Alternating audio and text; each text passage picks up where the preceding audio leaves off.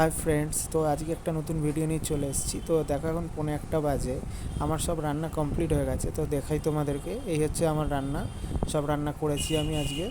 তো এইখানে স্টোভে রান্না করেছি, ইন্ডাকশানটাও খারাপ হয়ে গেছে আর গ্যাস তো তোলা হয়নি। তো এটা হচ্ছে টাফির তরকারি বানিয়েছি, আর এদিকে হচ্ছে ডাল, আর এটা হচ্ছে আলুর তরকারি, আর এইদিকে এটা হচ্ছে ভাত, আর এটা হচ্ছে কালকে রান্না করেছিলাম চিকেন, একটু রাখা রয়েছে। আর এইদিকে দেখো আমি গাছ পুঁতেছি নতুন, মানি প্ল্যান্ট।